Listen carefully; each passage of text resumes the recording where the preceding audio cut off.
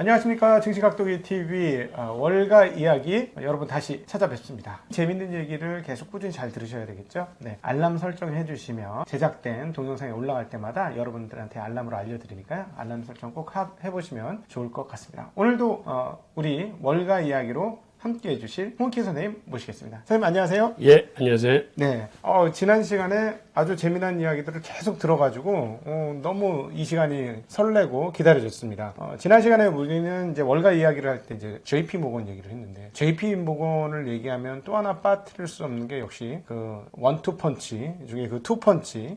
이 록펠러가 있지 않습니까? 이 록펠러는 JP 모건은 금융 그리고 나중에는 철강 그리고 철도 사업까지 거의 모조리 싹쓸이 했는데 과연 그렇게 싹쓸이한 상황에서 새로운 재벌 같은 게 새로운 부호가 나올 수 있는 환경이 절대 아니었다고 생각이 들었는데 석유를 기반으로 벌떡 일어나면서 JP모건에 버금가는 그런 사람이 됐었죠. 맞습니다. 미국의 근대 산업사는 사실은 JP모건과 록펠러의 쌍두마차에 의해서 이제 견인이 되거든요. 그러니까 오늘 시간에는 이제 록펠러에 대해서 한번 알아보죠. 사실은 미국에서 석유가 개발된 거는 지금서부터 한 160년 전, 그 당시 1859년에 처음으로 석유가 이제 시추돼서 나옵니다. 근데 처음에는 사람들이 석유의 용도를 잘 몰랐어요. 그래서 심지어는 뭐 상처 나면은 이렇게 바르기도 하고, 나중에, 요거 중에서 그 등유를 정제해서 쓰면은 고래기름으로 쓰이는 그 램프 등을 대체할 수 있겠다고 해서 이제 등유가 쓰이기 시작합니다. 그러니까 사실은 석유가 발견이 되면 제일 처음 나오는 건 그 가스예요. 가스는 그 당시에는 다 날려보내고, 그 다음에 그 등유를 정제한 다음에, 그 다음에 이제 가솔린이나 중유 같은 시커먼 찌꺼기들이 나오는데, 그 당시는 그것에 귀한 걸 몰라서 그걸 찌꺼기라고 생각해서 다 버렸어요. 등유만 쓰고. 그런데 이렇게 개발이 되고 나서 한 4년 후쯤 그 많은 사람들이 이제 석유 채굴에 달라붙기 시작했을 적에 록펠러는 그러한 채굴에 달라붙은 게 아니라 결국 저 석유를 정제를 해서 유통을 시켜야 되는데 라고 생각하면서 유통에 방점을 찍습니다. 근데 그게 사실은 유대인들의 아주 특성이에요. 유대인들은 제조업에 손을 안 대요. 그래요? 유대인은 1차 산업인 농업이나 이런 데 손 안 대고 2차 산업인 제조업에도 손 안 대고 뭐든지 유통을 장악합니다. 유통을 장악하면은 제조나 나중에 그 판매까지 강한 영향력을 끼쳐요. 그러니까 사실은 유대인들은 모든 산업에서 이 유통 프로세스 전체를 장악해서 이걸 꼭 독점화시킵니다. 이게 아주 유대인들의 특성인데 록펠러도 마찬가지로 이 석유의 유통을 장악해서 이거를 이제 독점화하려는 그런 생각을 하게 됩니다. 선생님 잠깐만요. 하나만. 1차 산업, 그러니까 제조업, 그리고 직접 무언가를 만드는 일에 참여를 유대인들이 못했다고 했지 않습니까? 제가 이제 과거에 읽었던 그 내용들을 살펴서 보면, 그게 결국은 이 사람들이 이제 중세시대에 그걸 못한 게 아니고 하고 싶었지만, 예를 들어 농업 같은 게, 그 당시에는 오히려 지금의 중산층과 같은 일이었기 때문에 농업을 하려고 그러는데, 안 돼, 너희들은 농업 같은 거 하면 안 돼. 하면서 성경에서 금기시한, 그래서 성경에서 반악마적으로 그리는, 예를 들어 돈 다루는 일. 그러면 너희들은 지옥 갈 거야. 그러니까 너희는 그딴 일만 해. 이런 식으로 해서 오히려 이제 제조업하고 뭘 만드는 걸 못해서 쫓겨나가지고 그런 식으로 더 유통업에서 활성화된 게 아니에요. 그게 어떻게 됐냐, 옛날에는 농업 경제였기 때문에 그 농업에서 퇴출당하면은 사실상 그 죽음이나 마찬가지인데 유대인들이 이제 예수님을 죽였다고 그래서 유럽이 기독교 국가가 된 다음에 유대인들을 농업에서 퇴출시켜요. 그러니까는 땅도 가질 수 없을 뿐만 아니라 농사를 질 수 있는 노예들도 못 갖게. 그래서 이 사람들이 농업을 할 수 없으니까 그 다음에는 생존하기 위해서 농부들한테 그들이 하기 싫어하는 그 3D 산업과 같은 일을 해. 그러니까 그 당시에는 가축을 도살하는 뭐 백정을 한다거나 예. 위험한 먼 길을 가서 뭐 노예를 사온다거나 예. 농사 짓는데 필요한 그런 쟁기들을 만들거나 이제 사다 주는 이런 네. 그 당시는 장사치라고 그래서 네. 이러한 장사에 종사하는 사람들은 가장 그 하층 계급이에요. 하층. 근데 그러다 보니까 본의 아니게 1차 산업에서 퇴출당해서 오히려 3차 산업으로 지금으로 보면 이제 진입한 거고, 네. 그 다음에 중세로 들어와서는 이 상업 길드에서도 퇴출당해. 유대인들이 들어오면 하도 장사를 잘하니까는 네. 자기 국민들의 장사를 보호하기 위해서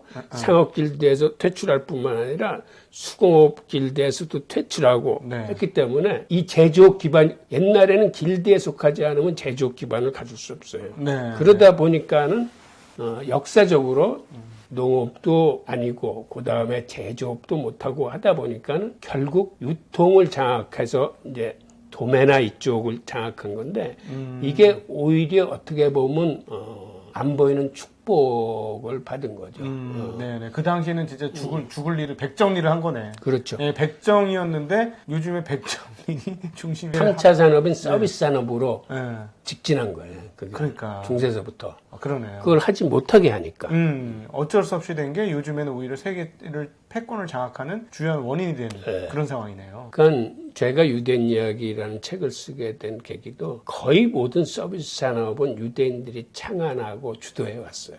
네. 이게 아주 이런 고대와 중세의 역사 때문에. 그래서 이제 그 정유 회사를 하나 만든 다음에 그 다음에 한 3년 후쯤 동생을 월스트리트로 파견합니다. 아, 난 동생을? 굉장히 록펠러가 깬 사람이야. 이제 사업을 하려면 금융을 껴야 된다고 그래서 네. 아주 동생이 그 월스트리트에 가서 그 은행일 이거를 전담을 시켜요. 네. 그 다음에는 1870년도에 스탠더드 오일 회사를 탄생시킵니다. 그래서 스탠더드 오일 회사를 탄생시킨 거는 우선은 록펠러가 생각하기에 사실은 그 당시 석유 가격이나 석유를 정제한 등유 가격은 그렇게 비싸지 않았는데 문제는 운송료에 있었어요. 그러니까는 운송료가 굉장히 비쌌어. 네.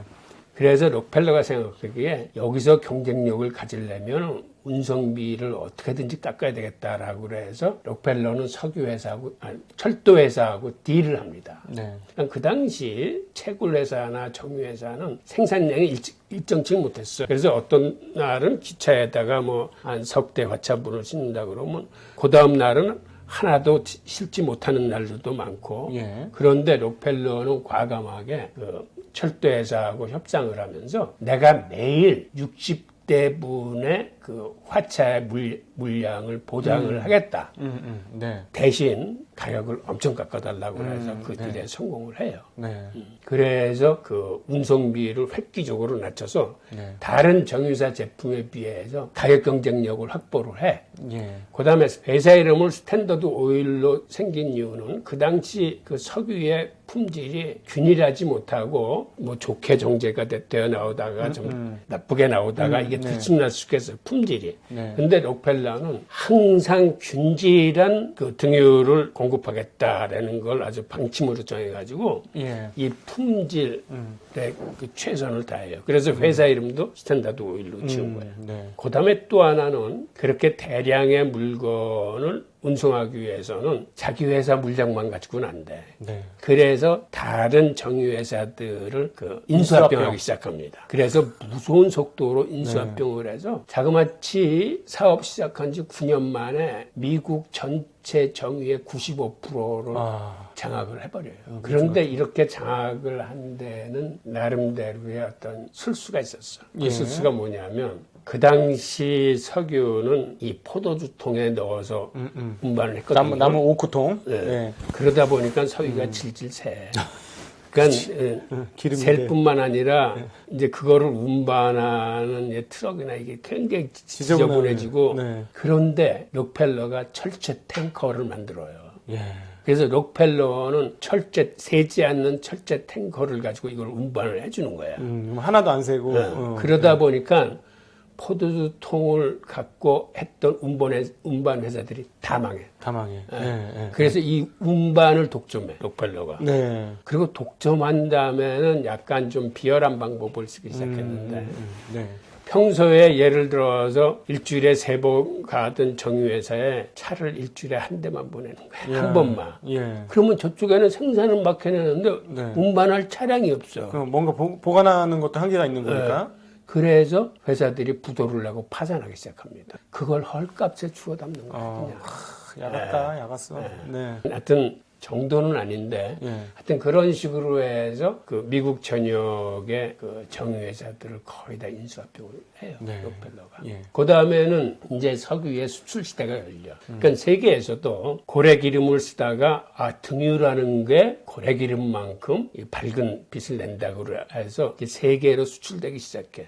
그래서 오히려 국내 소비보다 수출 물량이 많게 돼요. 네. 그리고 그때 사실은 그 고래기름을 얻기 위해서 미국을 포함한 그 서구의 열강들이 고래잡이에 한참 신경 쓸 텐데 그 당시 우리나라 동해에서 고래가 많이 잡혔어요. 그래서 미국을 포함한 열강들이 우리 동해 바다로 막 몰려 들어와서 그런데 포경선이 한번 뜨면은 이게 보통 한 2년 정도 그 조업을 하다가 이제 들어가요. 네. 그러니까 중간에 꼭 보급 기지가 있어야 돼. 물이나 식량을 보급받을 수 있는데. 그래서 그때 이제 프랑스건 미국이건 우리 조선 보고 개항을 하고 그 외교 관계를 수립하자고 계속 이제 들이밀었던 거예요. 고래를 잡으려고. 네, 그러니까 보급 기지를 활용하기 위해서. 네. 그래서 이제 신미양요나 이런 병인양요 같은 게 생기고 이런 그 다툼이 생기는 게 사실은 동해에서 그 포경 산업 때문에 그래요. 정말 신기하네. 우리나라에 고래가 많았구나. 그런데 이 등유가 등장해서 이제 고래 기름을 대체하는 통에 그 다음서부터 이제 포경 산업은 이제 하향 이게 그 세계적인 수출 산업이 되는데 그 과정에서 이제 휘발유 자동차가 개발이 돼요. 제일 처음은 이제 벤츠에서 휘발유 자동차를 만들고 그 다음에 휘발유 가솔린이 대량으로 쓰기 시작한 거는 1906년도에 그 헨리 포드가 포드차를 대량 생산하면서 모델 T. 완전히 가솔린 시대로 들어갑니다. 네. 그래서 그간은 버리던 가솔린을 팔게 되고 그 다음에는 이제 경유까지 디젤까지 디젤 엔진이 생겨서 팔고 마지막에 대형 함선들이 그때까지는 석탄을 가지고 증기관을 움직였기 때문에 큰 선박이 갈 적에는 검은 연기가 막 피어나. 그러겠죠. 그러니까 근데 전선 같은 경우 해군에서 쓰는 전선은 이 검은 연기가 올라오기 때문에 적군한테 항상 들키는 거야. 그리고 다 위치가 파악이 되니까. 그렇겠네요. 그런데 중유를 쓰는 함선은 위치 파악이 안 되는 거야. 이거는 연기가 안 나는 연기가 안 나니까. 그러니까는 세계 각국의 해군들의 함선들이 최중유를 바꾸는 거야. 그래서 가솔린 다음에 디젤 시대가 오고 그다음에 이제 중유까지 쓰임으로써 석유의 쓰임새가 이제 굉장히 확장된 거죠. 벨러가 미국 시장은 95%, 세계 시장의 62%를 거머쥐어요. 그리고 세계 각국에 진출을 해서 한 80개국에 영업을 하고 70여 개인가의 세계 각국의 정유시설을 거쳐요. 와, 진짜 초국적 자본이네. 초국적 자본이 됐죠. 그래서 이제 엄청나게 이제 부를 긁어모은 거죠. 그리고 결국은 그렇게 하면서 록펠러가 이제 부를 긁어모으니까 그 다음에는 문어발식으로 이제 사업을 확장을 해나갑니다. 특히 그 은행 같은 금융기관을 세우고 그 다음에는 선박 분야, 그 다음에 철강 산업 분야, 그 다음에 뭐 해외 광산업 이런 데 뛰어들어서 엄청난 그러한 그룹으로 커요. 재벌 그룹으로. 그리고 1930년대 공황이 들어닥치자 아주 주식이 헐값으로 떨어졌을 적에 JP모건과 록펠러가 그 헐값의 주식들을 다 긁어 모아. 그래서 미국의 상장 기업의 3분의 2가 이 두 재벌 손아귀에 다 들어요. 그게 당시 JP모건 같은 데는 한 440개 기업이 그 JP모건 손아귀에 들어갔는데 그게 그 당시 금액으로 쳐서 776억 달러였고 록펠러 손아귀에 들어간 게 287개 기업이고 금액이 449억 달러야. 네. 그래서 JP 모건과 록펠러의 비중이 7대4의 비중이었어요. 예. 그 당시에는 JP 모건이 로스차일드 자금을 활용해서 썼기 때문에 네. 덩치가 더 커졌어. 근데 나중에 보면은 록펠러의 재산은 이건 순순히 록펠러의 재산인데 JP 모건은 사실은 로스차일드 자금이 대부분이었기 때문에 예. 나중에 JP 모건이 죽은 다음에 보니까 그 당시 갖고 있던 자산의 19%만 JP 모건 거예요? JP 모건 거였어요. 그렇구나. 그래서 사실상 미국의 최고 부자는 이제 록펠러가 되는 거죠. 예. 그건 그 펠러의 자산이 그 지금 빌 게이츠 자산의 3배 이상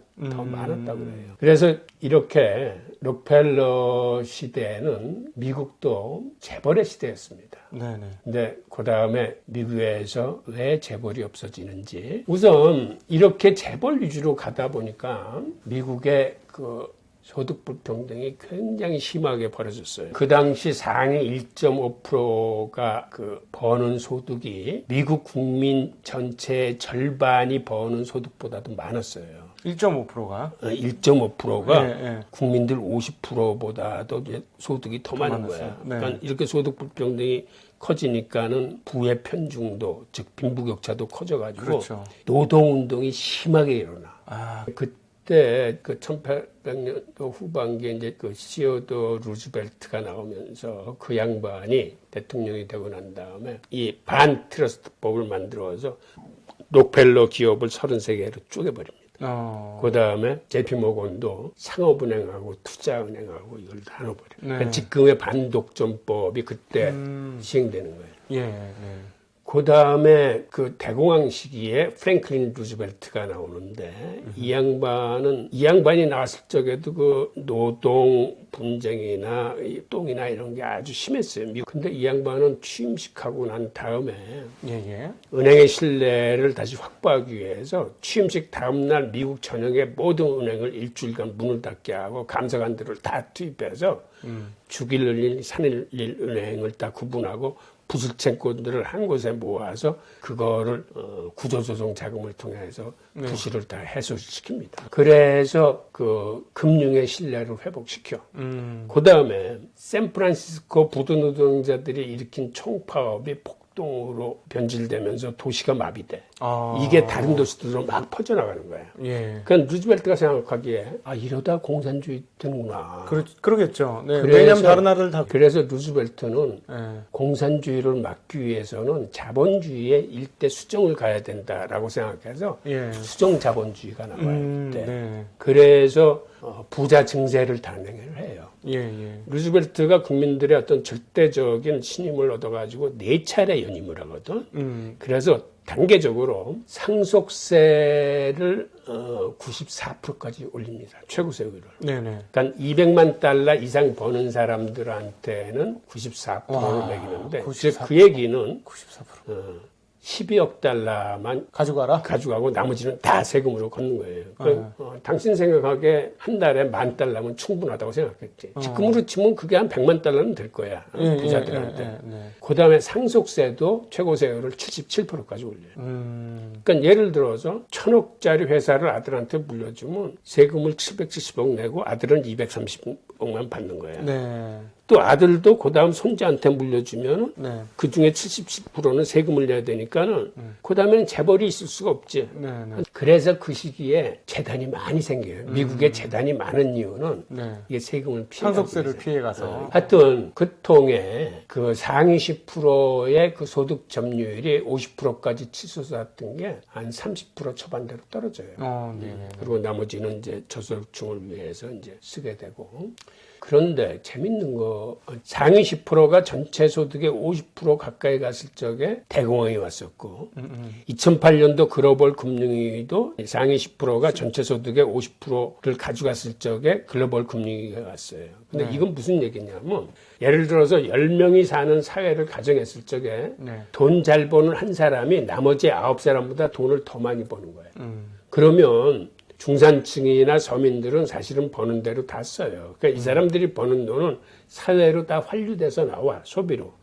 근데 한 사람한테 돈이 몰리면은 이 사람은 쓰는데 한계가 있습니다. 그래서 이 사람한테 들어간 돈은 사회로 한류돼 나오지 못하고 이거는 고가 안에 축적이 돼요. 그러겠죠. 그러면 생산성은 늘어나서 공급은 늘어나는데 소비가 50% 가까이 확 줄면은 네. 이게 불경기를 지나서 이제 공황으로 공황으로. 예. 그래서 1929년에 공황이 왔던 것도 수요 부진에서 온 거고 2008년도에 금융위기도 사실은 이게 수요 부진으로서 그런데 대공황 때는 예. 루즈벨트는 부실을 해소했잖아요. 네. 근데 2008년도 금융위기 왔을 적에는 부실을 해소하지 못했어요. 그때 사실은 그 연준하고 정부가 국회 예산을 신청할 적에는 부실을 모아서 처리하겠다 그래서 8천억 정도 신청을 했었는데 그걸 딱 받고 나니까 그 월스트리트 원로들이 다 반대하는 거야. 부실 채권 못 내놓겠다. 그래서 결국은 그 받은 돈을 부실 해소하지 못하고 버냉키가 헬리콥터에서 돈을 뿌리듯이 전방위적으로 무작위적으로 그냥 유동성을 살포해버린 거예요. 네. 그래서 이제 그 헬리콥터 버냉키라는 이제 별명이 생겼는데 그 다음에는 미국 정부가 두 번째 제안을 합니다. 그러면은 당신들 자금이 없으니까 일단 은행 주식 내놔라. 우리가 의결권 사용하지 않을 테니까 그 은행 주식을 담보로 자금을 지원하겠다 그랬 적에도 그것도 이 사람들이 버티고 주식 안 내는 거예요. 네. 그래서 결국은 세 번째 제안을 합니다. 네. 그러면 지금 부실이 어느 정도인지 상황은 파악해야 되니까 당신들 장부에 그 채권들 상가격으로 지금 다 기재되어 있는데 그러지 말고 이걸 시가평가제로 하자. 네. 그래서 지금 정확한 부실 규모를 좀 알자 했을 네. 때 이것도 반대예요. 결국 월가의 이런 탐욕으로 인해서 많은 사람들이 더 오래 고생을 한 거야. 그러니까 부실을 해소를 했으면은 금방 신뢰가 회복되고 이게 빨리 안착이 됐을 텐데 네. 그렇지 못했기 때문에 이게 위기가 질질질 끌어가지고 미국 국민뿐 아니라 전 세계 사람들이 다 같이 고생을 한 거예요. 그리고 이제 1980년대에 그 레이건 대통령이 들어서면서 신자유주의와 함께 이제 부자 감세를 단행합니다. 그리고 부자 감세라는 게 이 정치인들한테는 인기 있는 메뉴가 돼서 그 뒤에 대통령도 다 부자 감세를 단행해서 결국 지금 다시 상위 10%가 전체 소득의 50% 이상을 갖고 가는 이런 네. 형국이 돼서 글로벌 금융위기를 맞았는데 그 후에 이게 해소되지 않았기 때문에 부실이 전혀 해소되지 않았어요. 네. 이게 사실은 부실도 해소하고 이 시스템도 좀 바꿔나가야 되는데 계속 그게 쌓여가지고 지금까지도 해결되지 않다 보니까 지금은 소득 불평등이나 부의 편중이 그때보다도 사실은 더 심합니다. 그러니까 지금은 상위 1%가 전체 소득의 한 24% 가까이 가져가고 차상위 9%가 한 26% 정도 가져가서 상위 10%가 전체 소득의 50% 정도를 가져가요. 네. 그러니까 나머지 전체 국민이 한 50% 이제 못 가져가는 상태가 돼서 소득 불평등이 커졌을 뿐만 아니라 이러다 보니까 부의 편중, 즉 빈부격차가 굉장히 커지고 있어요. 지금 상위 1%가 미국 전체 부의 40%를 갖고 가고 있어요. 40%를 소유해. 그 다음에 차상위 9%가 한 37% 정도를 소유해. 자산은 더 많네요. 아까 소득은 그렇다. 아까 건 소득이었고 자산은 이번 훨씬 거는 더 자산은 절반이 월등히 넘는 상황이에요. 네. 그러니까는 미국 전체 국민 90%는 이제는 4분의 1이 안 돼. 지금 전체 부의 한 23%가 되는데 문제는 하위 50% 국민의 절반은 전체 부의 1.4%뿐이 안 가지고 있어요. 그러니까 거의 재산이 없어. 절반이. 그러다 보니까 이런 코로나 사태 같은 비상시가 되니까는 이 사람들이 버티지는 못하는 거야. 네. 그래서 임대료도 체납하고 묵지도 연체하고 네. 당장 한 달 벌어서 한 달 먹고 사는 사람들이기 때문에 이런 실업급여나 이런 그 기본소득 같은 게 안 나오면 지금 하부구조가 붕괴될 위기에 처해 있는 거예요. 지금 네. 상황은. 이래서 빈부격차가 무서운 건데 그러다 보니까 연준의 통화정책은 저소득층을 지원할 수 있는 방법이 없어. 그건 금융권을 통해서 푼 거기 때문에. 네. 그러니까 저소득층을 지원할 수 있는 거는 미국 정부의 재정정책이래만 돼요. 그래서 상반기에도 3조 4천억 원을 쓰면서 네네. 절반 정도를 이 저소득층 개인들한테 직접 공급을 했습니다. 그러니까 지금도 연준의 파월 의장이 재정정책 이렇게 계속 부르짖는 이유는 재정 정책을 쓰지 않으면 저소득층서부터 네. 이제 붕괴가 되기 때문에. 연준이 갔다가 직접 돈을 줄 수는 없는 노릇이고. 예. 예. 그래서 이제 재정 정책을 저렇게 네. 간절히 원하는 거거든요. 그러니까 네. 지금은 빨리 재정 정책을 써서 이 밑에 저소득층이 무너지지 않도록 이거를 지원을 해줘야 돼요. 네. 이제 그러다 보니까 이번 부양책에는 기본소득이나 현대통화이론을 전격 채택했거든요. 네. 그러니까 옛날 같으면 이게 뭐 좌파다 파퓰리즘이라 해서 굉장히 논란이 됐을 텐데 지금 논란이 안 나오잖아요. 왜? 일단 막아야 되니까. 네네. 만약 하부 구조가 무너지면 상부 구조도 같이 붕괴하는 거예요. 예, 지금은. 예. 네.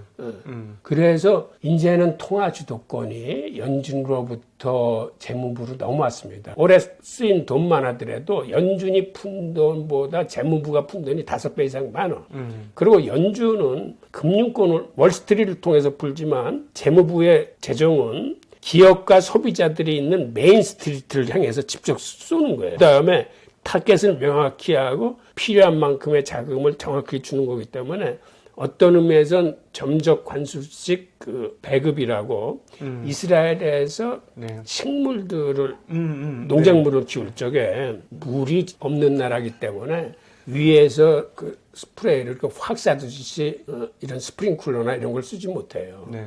가느다란 그 파이프라인을 밑에 묶어 거기다 구멍을 뽕뽕 뚫은 다음에 뿌리 곁에다 갖다 놓고 예. 이걸 컴퓨터로 제어해서 식물마다 꼭 필요한 들어가도록? 수량을 쏴줘. 네. 바로 지금 재정정책이 그런 거예요. 예. 꼭 필요한 사람들 딱딱 타겟을 정해서 네. 기업들도 그렇고 꼭 필요한 만큼의 물을 쏴주는 게 지금의 재정 부양책이에요. 네. 그러니까 사실은 저희가 이제 소설 위대한 개츠비로 대변되는 1910년대부터 1929년 그 공항이 터지기 전에 이 구간이 미국의 불평등이 가장 강력했고 그래서 그때 뭐 위대한 개츠비에도 나오지만은 뭐 부자들은 뭐 40m, 60m짜리 요트를 가지고 뭐 같이 일하는 소위 말하는 그 노예 그런 사람들을 수십 명을 데리고 막 이렇게 정말 깃털 모자를 쓰면서 살았던 반면 수많은 사람들은 먹고 살기 힘들었던 그래서 이제 대공황이 오게 되자 뭐 진흙으로다가 섞은 쿠키도 맞고 뭐 이랬던 시절이 왔는데 그 당시는 근데 공산주의가 있어서 공산주의 혁명이 무서워서 루스벨트가 그렇게 강력하게 지금 보면 진짜 말도 안 될 것 같은 94%의 세금을 때리면서 사회 구조를 바꿀 수 있었는데 지금은 그런 어떤 소위 말하는 적이 사라진 상황이라서 그런 거에 신경을 안 쓰고 그냥 묻어서 그냥 돈이나 줘 이래서 그냥 그렇게 흘러갔던 곳이고. 근데 지금 상황이 대공황 상황보다 지금 더 심각하게 악화돼 있어요. 그 당시에는 상위 1.5%가 저소득층 50%하고 소득이 같았는데 지금은 상위 1%가 소득도 더 많지만 자산이 네. 여기는 40%를 갖고 있고 네. 하위 50%는 1.4%뿐이 없어요. 그러니까 자산이 없어 있죠. 네. 그래서 이 문제를 사실은 가장 먼저 대외적으로 터뜨려서 공개화시킨 게 제니 델린이에요. 그 양반이 2014년 연준 이사장 시절에 이거를 자료를 발표해버려. 네. 그래서 미국에서 사회 문제로 공론화되면서 대선의 쟁점이 되는 거예요. 지금 미국 사회가 이렇게 소득 불평등과 부의 편중이 심각하다. 네. 그러니까 제니 델린도 그 자료를 발표하고 미국이 100년 만에 지금 최악의 소득 불평등을 갖고 있다. 미국이란 나라가 이 드림 국가가 맞나? 라는 이런 자조적인 그 자평을 해요. 네. 네. 결국은 그래서 또 월가가 이번에 환호한 게 본인들도 아는 거야. 이 상황들이 얼마나 골 때리고 힘든 상황이고 해결이 안 되는 상황인지. 그러니까 이제 자네 델런이 재무부 장관이 됐다니까 희망을 갖게 되는 맞아요. 상황이 지금 이 상황이에요. 제니 델린한테 지금 기대를 하는 게 그 양반이 사실은 노동경제학을 공부해서 바로 이러한 그 소득 불평등과 부의 편중에 굉장히 그 민감한 양반이야. 그래서 그 양반은 그 공학 경제를 부르짖었을 적에도 사실은 고용 창출에 방점을 찍었던 사람이거든. 연준 의장으로 있었을 때도. 네, 고용 창출. 네. 그런데 이제는 재무부 장관이 됐으니 오히려 자기의 꿈을 더 잘 피고 그 양반이 오면은 분명히 더 많은 돈을 풀어서 어떻게든지 일자리를 만들고 여러 가지 할 거다라고 생각하기 때문에 월가가 환호를 하는 거죠. 네, 그렇죠. 네. 진짜 근데 이게 더 말씀하신 대로 1910년도 책을 읽다 보면 진짜 1910년대 어떻게 저렇게 살았지 했는데 오히려 그게 아니고 지금이 더 미국 기준은 훨씬 심각한 상황인데 이렇게 심각하게 된 상황은 결국 따져보면 이제 자동화나 이런 것도 있겠습니다만 노동으로 벌 수 있는 수준은 노동소득의 증가 속도는 정체 또는 오히려 감속, 자동화나 아니면 또 아웃소싱, 그러니까 중국이나 이런 저렴한 노동 임금의 등장으로 인해서 미국 기준으로 봤을 때 노동의 일자리가 훨씬 더 나빠지고 완전 저소득 서비스 외에는 없어지고 돈을 벌 수 있는 최고의 방법은 노동이 아니라 자본에 의해서 돈을 버는 이런 시스템이 완벽하게 구축이 되다 보니까 맞아요. 이 미국이 굉장히 골 때리고 어려워진 난공의 상황으로 지금 간 거다. 맞아요. 이게 금융 자본주의의 그 아주 근본적인 문제예요. 네, 네. 예. 오늘 이 시간에는, 오늘 홍익회 선생님과 더불어서 또 세상을 볼 수 있는 눈을 하나 더 가지게 된 것 같습니다. 이제 오늘, 함께 해주신 우리 홍익회 선생님과 함께 다시 한번 감사의 말씀을 드리고요. 또 이렇게, 함께, 시청해주신 우리 증시각도기 시청자분들께도 깊은 감사의 말씀을 올립니다. 우리 다음에도 홍익회 선생님과 함께 재미난 이야기로 여러분 찾아뵙도록 하겠습니다. 자, 그러면 여기서 인사드리도록 하겠습니다. 고맙습니다. 네, 감사합니다.